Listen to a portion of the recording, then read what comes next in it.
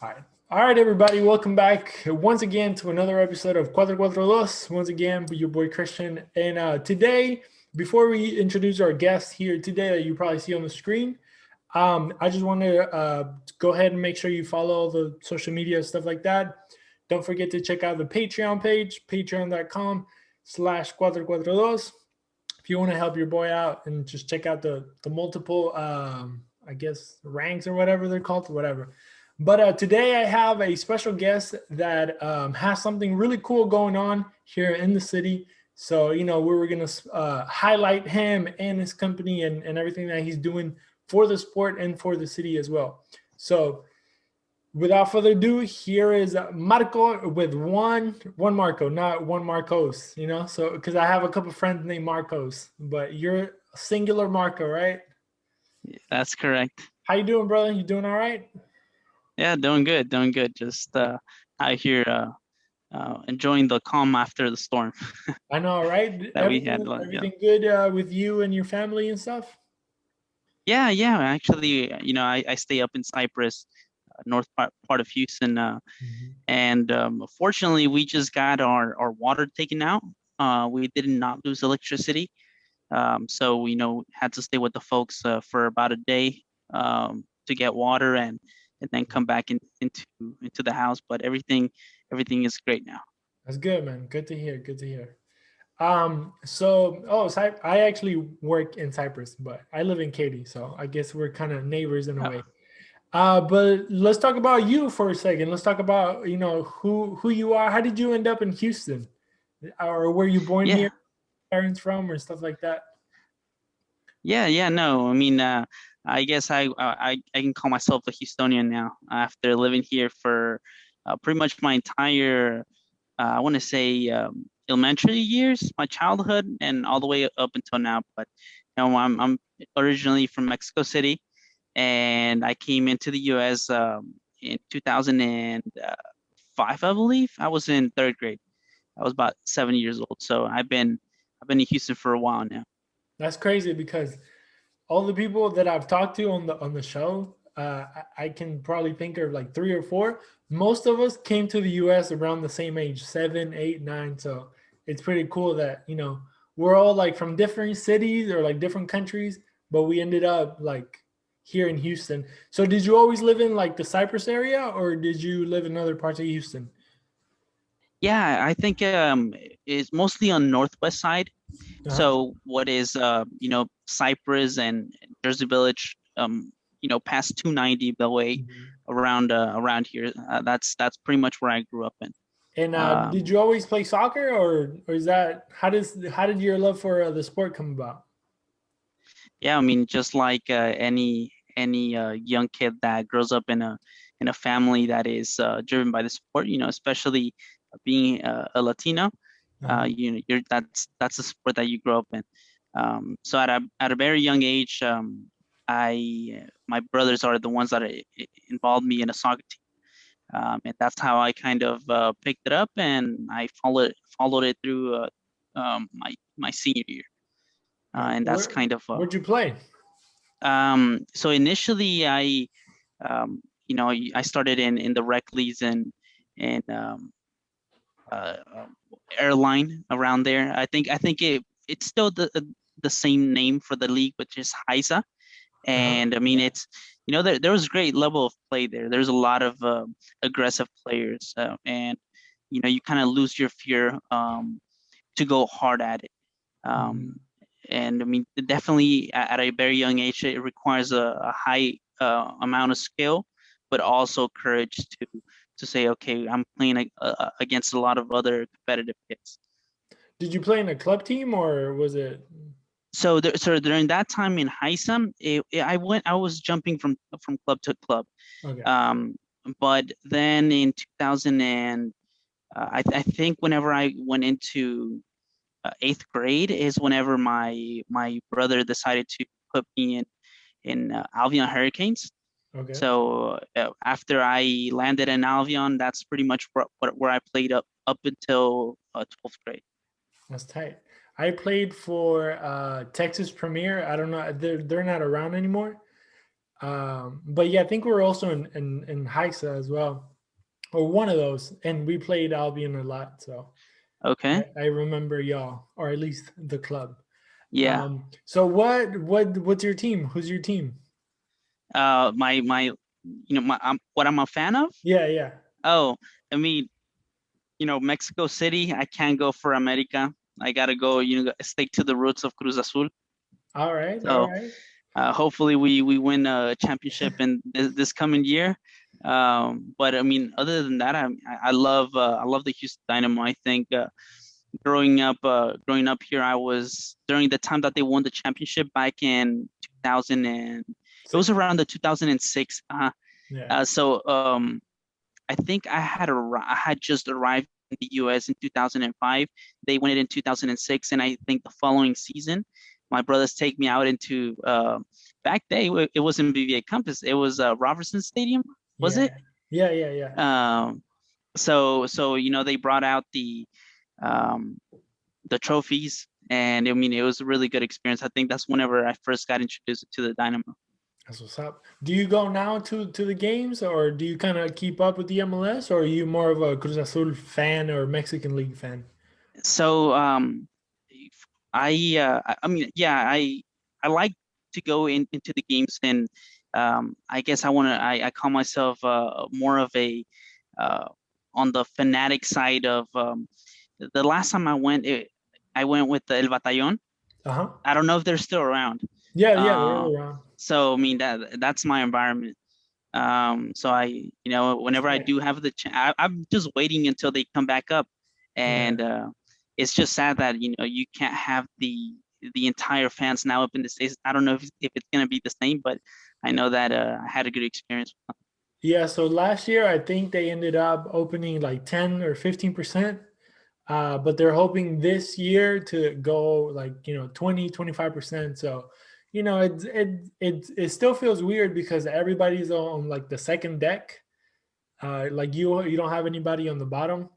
But hopefully, who knows. But as we progress with the vaccine and all that stuff, hopefully we get more people in, and as long as people kind of take care of themselves and stuff, and they don't they're not around being stupid. I think hopefully sooner than later we'll have like the full stadium once again. Hopefully, Yeah. like we kind of used to. Um, so you follow Cruz Azul like a lot, or are you just kind of like a casual like? So surprisingly enough, I um it's been years since I haven't watched a full soccer match. That Oh, goes across the board between UEFA Champions League, MLS, and even the World Cup.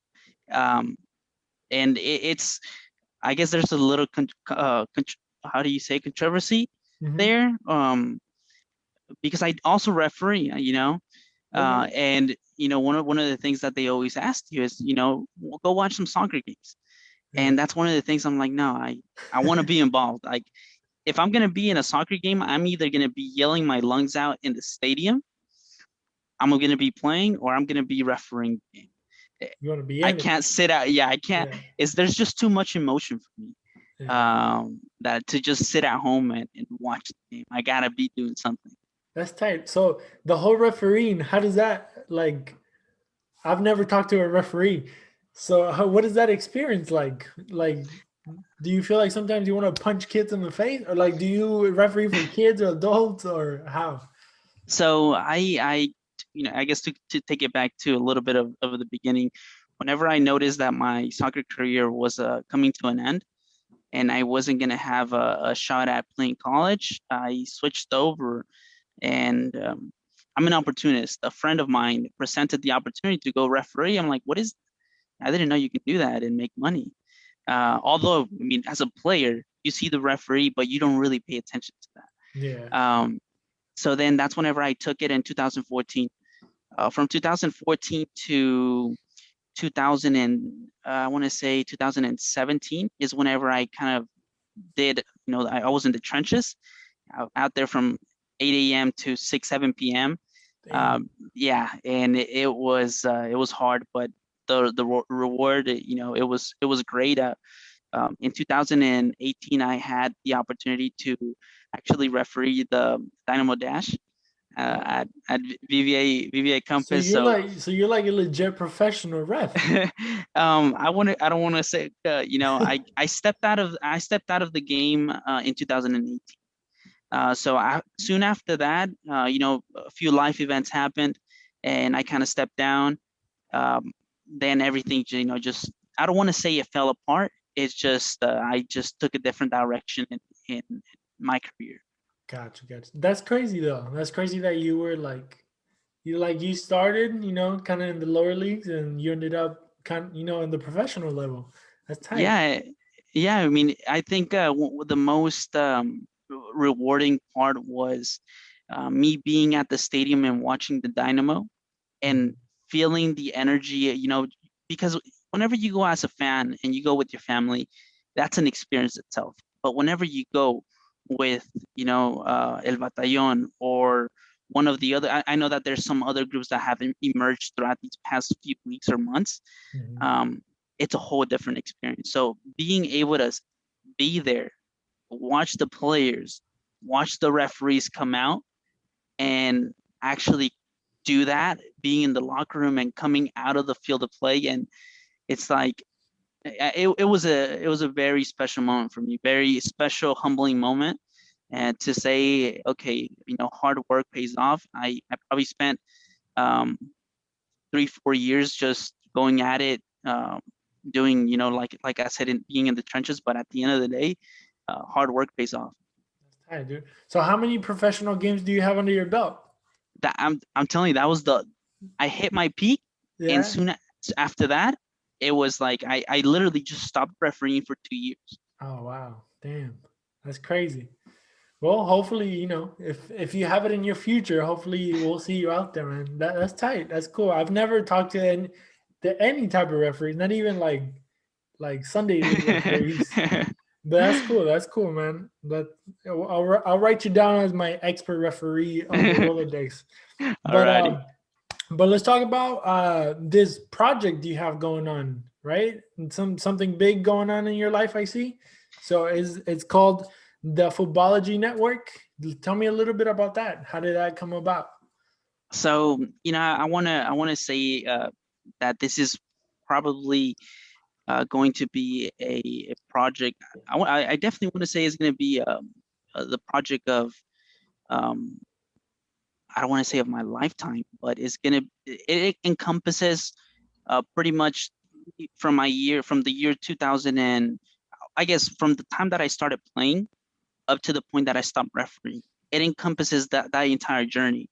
So, the way that I see it is I took those life experiences and saw a problem within the industry, being able to experience the player side, being able to experience the refereeing side, both administratively and as a referee.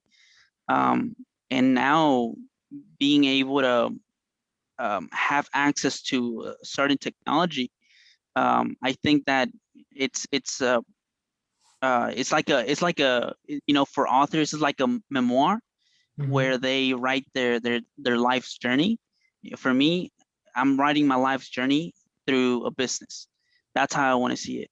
Interesting. Um, and it has taken a lot of effort, but yeah, to kind of go and kind of answer your question, yeah, the Footballogy Network is targeting the development of soccer players, teams, and referees all in one environment.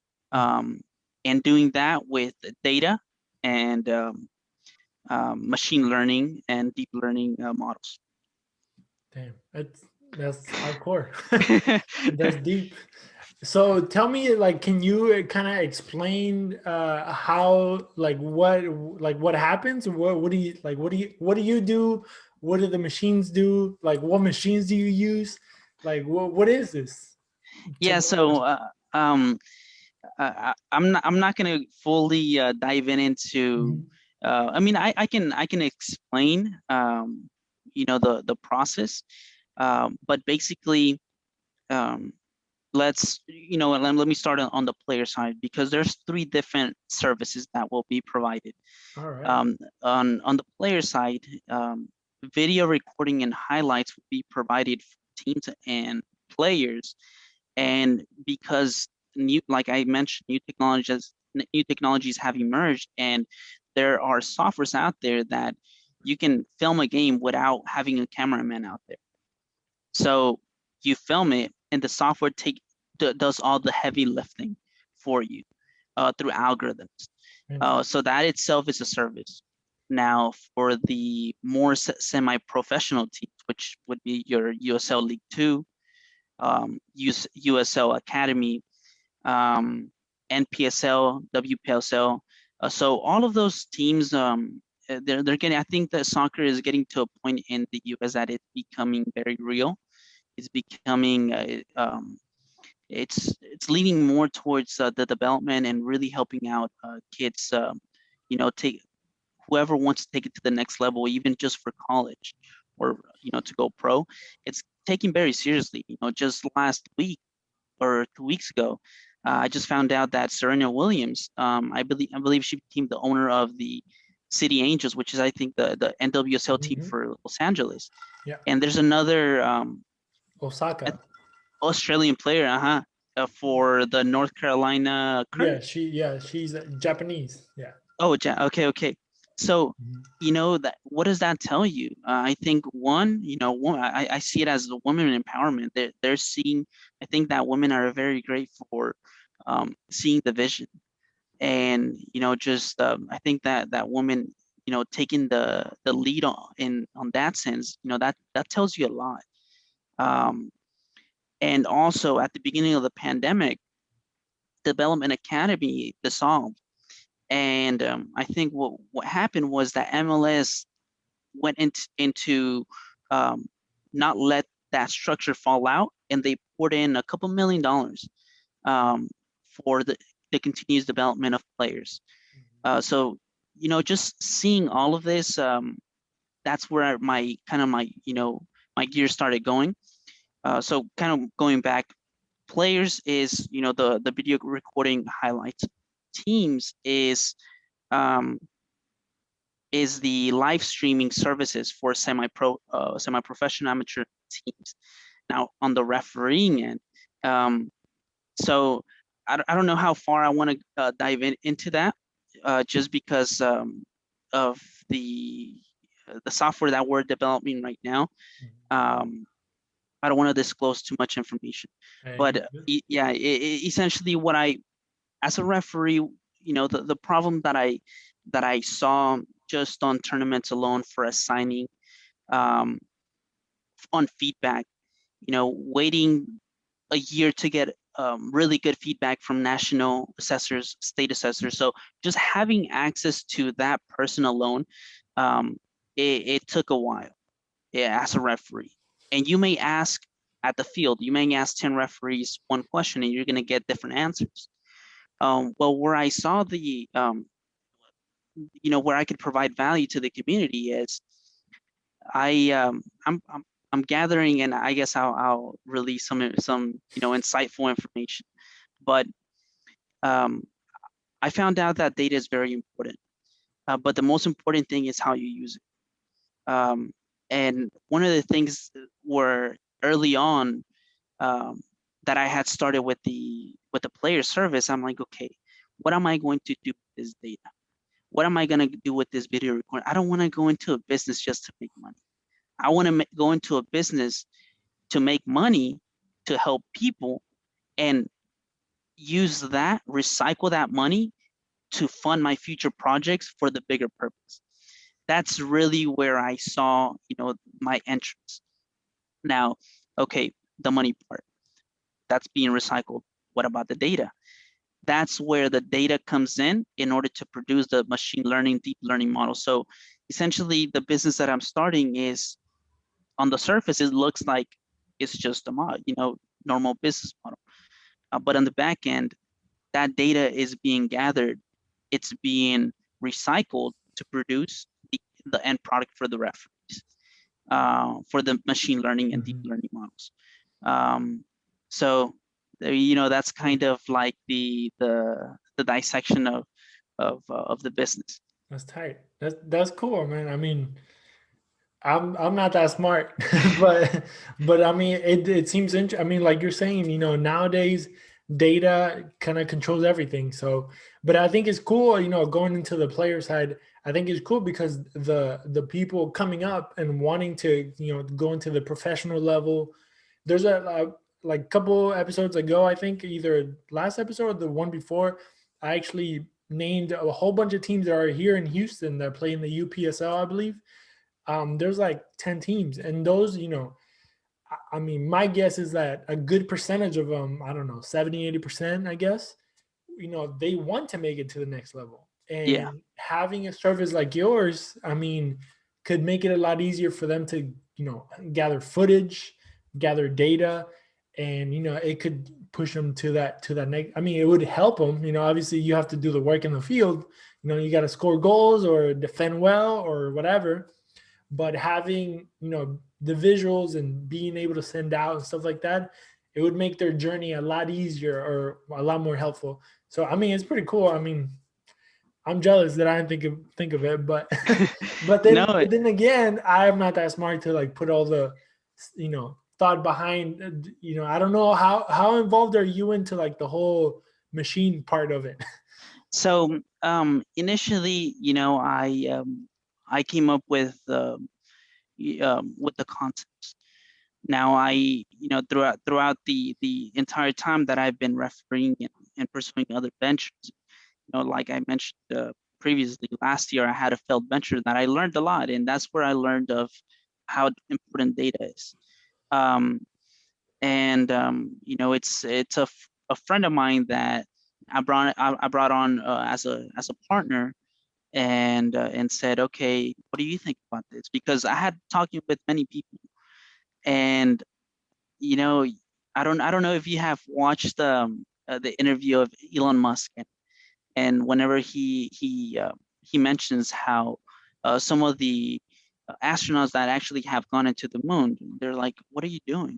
You know, it's not going to work for the SpaceX company." Mhm. And that's some of the obstacles that I encountered early on, because everybody that I talked to, I promise you, I thought they thought I was crazy.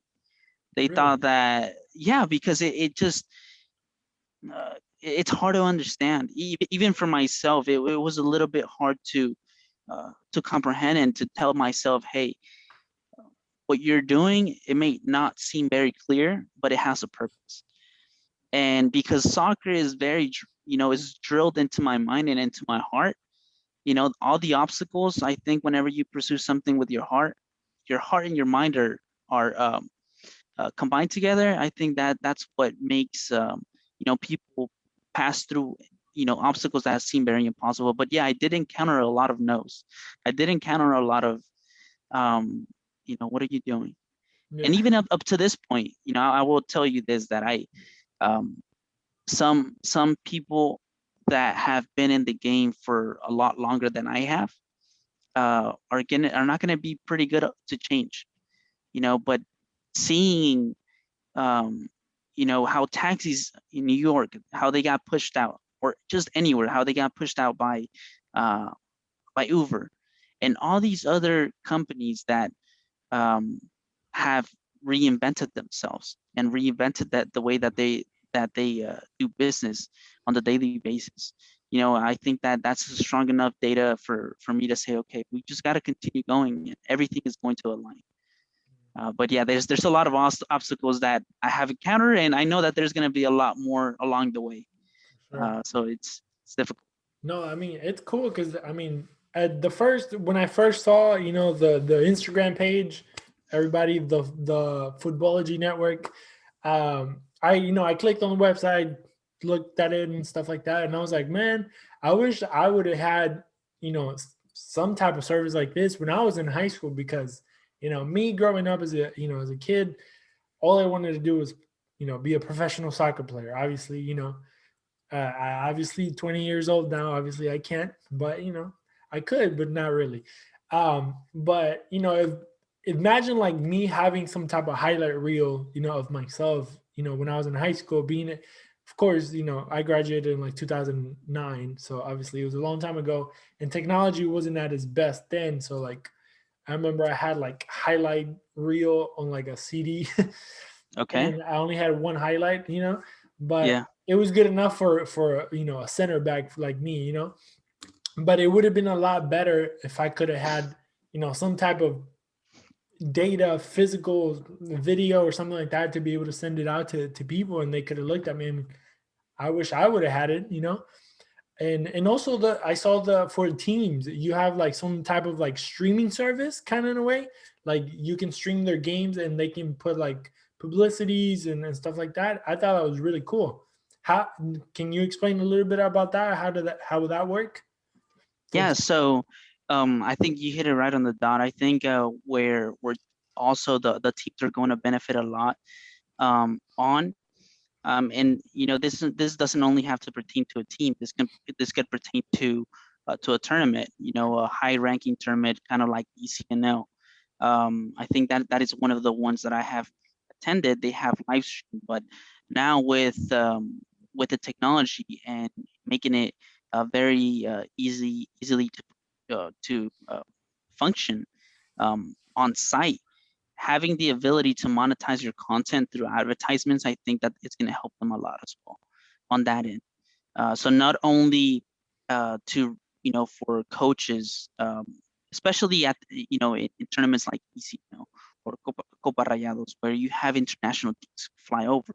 Well, what about those? You have a team from Mexico that comes over, or you have a team from England, because there's teams that do come for Copa Rayados.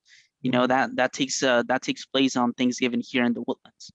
So it's a very prestigious tournament, and how do uh, these professional teams are able to watch them, I think that is gonna tournaments like that especially is gonna provide a lot of value to those teams, because those are the ones that can reap the reward fast, rather than a local team and live stream their game every single and just having the capability to monetize the content through local advertisement. um, so it's still a work in progress, I will say. It's still a work in progress. There's still a lot of legal agreements that need to be set in place, but I mean, I see it as a firm ground to pursue for the next 1 or 2 years to have it in place.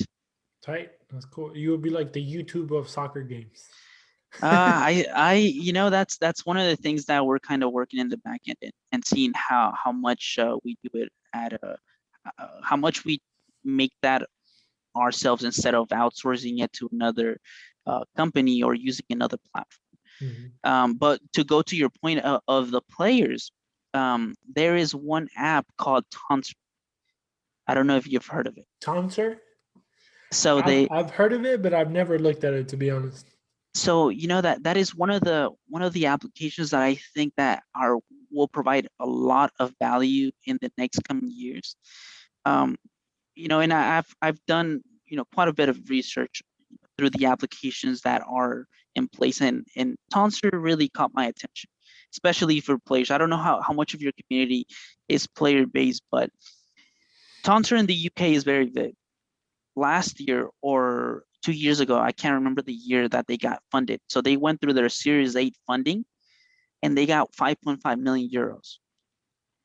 They got it on their Series A for the development of the application. And basically, what it does, to kind of explain how the functionality, because I was trying to understand it myself, and that's one of the applications that or companies that I'm looking to partner and to continue pushing their application here in the U.S., because it's not gotten so big just yet.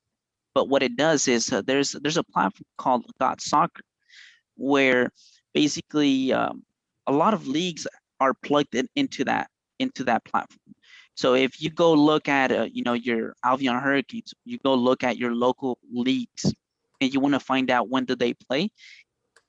Typically, those schedules, they're getting pulled from that data is getting pulled from that soccer. So um, but what Taunter, from what I saw, what Taunter did is you go into the application, you create a player profile. Now, within that player profile, you have the ability to place highlights, and professional teams are able to publish scouting tryouts. They're able to publish invitational events where they analyze your profile and they say, okay, and you apply to go into the camp. They look at it, say Dynamo, excuse me, say Dynamo is going to do a tryout camp. Okay, well, you want to apply, you apply through the app, and they're going to look at your highlights. They're going to say, okay, you're invited. So it's going to provide a lot of value because it also has real-time data where you can see what teams played who, what was the score, and a team those two teams, their players can say, okay, I'm the center midfield, I played, and you can see the highlights. So it's very sophisticated, and it also has reels like TikTok or Instagram, where there are coaches, there are players, and you can vote the player of the week, player of the month. So it's, don't be surprised if you hear from it in the next 6 months, because I know that I think his name is Memo Rodriguez from Dynamo. Yeah. So they just did a small documentary on him from Taunter. So if you've seen that small documentary and you see Taunter, that's the application. Yeah. So now that you mentioned that, that's where I saw it, because he was like, he did like a sponsorship type thing. I was like, oh, interesting. I was trying to figure out, did he get noticed through the app, or is he just doing a sponsorship? So that's one of the things that I was trying to figure out. I think he did. I don't know, but I think he did a sponsorship because he came up through the ranks, and he was like, in the and what's it called, the academy, and then he went to play in RGV, and then he got called up. But I mean, but he's also like, kids like that, that are, there's hundreds and hundreds of kids here in Houston, in the city, that they would benefit from stuff like that, or like stuff that you're providing. I mean, I don't see why people would tell you that you were crazy, to be honest. I don't know. Honestly, like I think it's a really good service. I mean, and I really don't see any downside, and if you're, like you're saying, if you're talking about, collecting more data, and eventually kind of getting bigger and better, because the only thing you can do is, more information, you can only get bigger and better. Like, you're not going to get worse, well, I mean, maybe, but se supone que you're supposed to go up, not go down. Yeah. Especially when you have more knowledge and more data, and you get to try it out more, and you get to fix your your bugs or whatever, like apps have or whatever. Yeah. And then who knows, maybe if you end up partnering with Taunter or creating your own Taunter, and who knows. But I think it's badass, and I think everybody that's listening, watching, should check it out. I mean, I'm thinking about it right now, like even recording, like, just my little club team, or not club team, but just little leagues here. Because I mean, I was hearing today actually that the best thing you could do to a person is like say their name a lot, because most people are egotistical, Yeah. And even if you're not aspiring to be a professional player, but you just want to show off to your friends, it's cool to be like, hey, look at me in my video, look at me in my Sunday league, juking a couple 50-year-old guys, but I mean, it could be useful in a like productive way to like make it to a professional someday, or just to show off, to your homies. So I think it's cool. And I think you're getting everything on the dot, because initially that was the business plan. The business plan, to make some money while I figured it out, was going out to leagues like you mentioned, especially leagues in the Woodlands, I don't everywhere in Houston. The reason why I mentioned it, some leagues they don't offer any money. Some leagues they don't offer any trophies. They just offer a shirt. That's it. Right. Yeah. So that one of the things I'm like, okay, well, if you have the final, you're gonna give the winning team a shirt. You don't give them a discount for the next season. You don't give them anything. So I'm like, let me come in, let me film them get their game, and let me edit it, and let me give them the highlights of the game. So that was the Wow. initial business plan. That was the Right. initial business plan. It's tight. Um, but that itself takes a lot of time. Yeah. So it came down to what is the long-term vision that I'm pursuing, and how does that, how does the immediate goals tie into the long-term ones. But you're hitting everything on the dot. Pretty much everything that you have said, I can relate to it in some type of way, or a phase that I went through. That's cool, man. Yeah. I mean, well, I'm glad you're around, honestly, because I think a lot of people will benefit. I mean, if younger people are listening and you're aspiring to be a soccer player, take advantage of all the things that you can. And if you're just trying to show off to your friends, take advantage of the service as well. Um, but yeah, man, I'm so how like what's do you have where can people like reach you? Where can they find you? How can they contact you? How can they, set up something with you? How can they do that with you? Yeah, so I mean, you can go to the website futbologynetwork.com, and we have a contact form that you can fill out your name. It'll go directly to the email, and then I'll get in contact with you. Now, the other thing, I will be launching a marketing campaign. So I'm gonna be doing a month-long marketing campaign around Houston in different parks, and then I'm gonna be doing a grand opening. Um, and there will be giveaways involved. So I would just say that towards the end of March, if you're listening to it right now, or you listen to it a little bit further into the week, or the month, end of March, beginning of April is whenever I'm going to be launching the marketing campaign. And after the month, the grand opening it will be happening, and that's whenever the giveaways are going to be happening. And I will be giving out a few free recordings for the winning teams. Right. So I will be doing that for the community, and I'm also doing sponsorships with online based like e-commerce businesses, or just a few in particular. And hopefully I can finalize those, and they'll be providing some merchandise as well.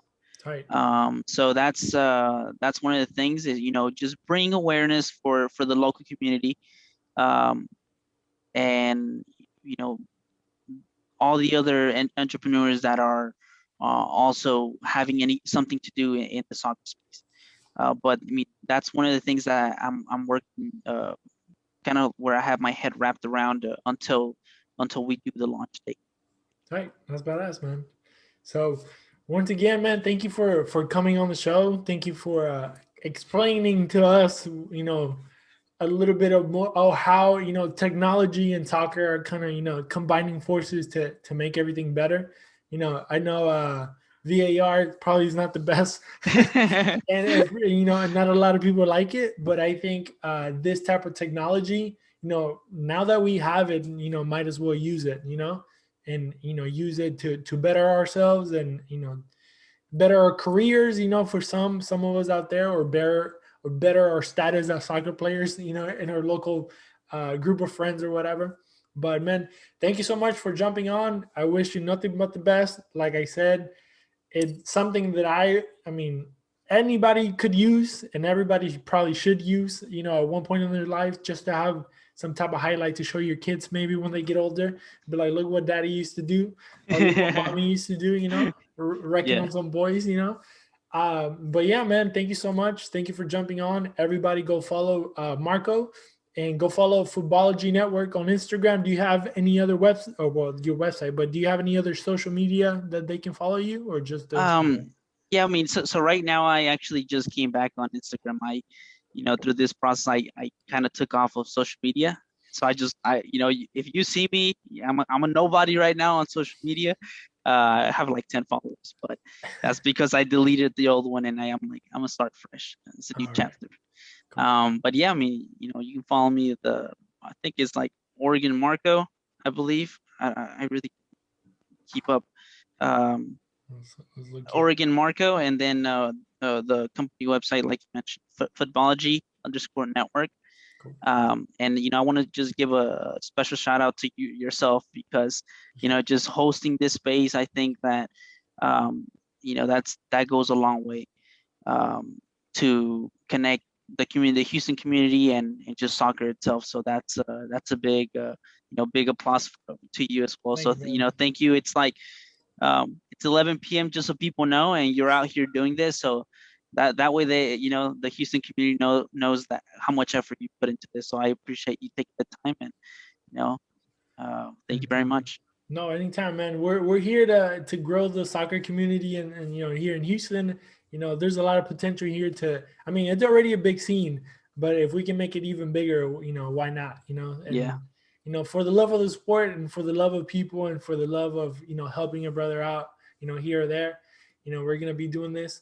But like I said, thank you, man. Everybody, go follow Marco. Go follow Futbology Network, and hopefully you guys will be using his services, and we'll be able to be helpful for you in your life. And if you ever make it to a professional, don't forget where you came from. Don't forget to check out my Patreon and give me $2.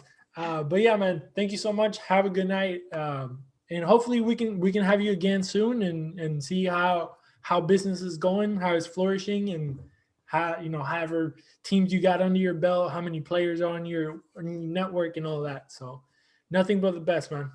yeah. Thank you very much. Thank you. So everybody, don't forget QuattroQuattroDos. We'll see you guys on the next episode. Y'all be safe. Take care.